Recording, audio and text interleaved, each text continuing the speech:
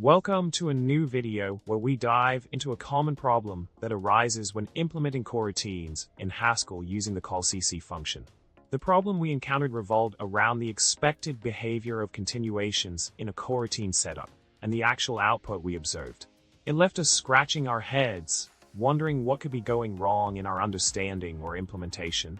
In our solution, we explored how the callCC function captures a continuation and binds it to a variable for potential use. However, we missed a crucial point in how the continuations are handled when they are called. The current continuation at the call site is discarded when a capture continuation is invoked, leading to unexpected behavior in our coroutine setup. The detailed breakdown of the program's execution and state transitions shed light on why the actual output differed from our initial expectations.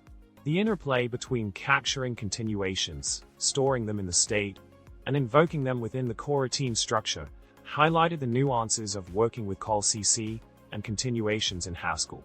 In summary, understanding the intricacies of continuations and their interactions within coroutine implementations is key to avoiding unexpected behavior.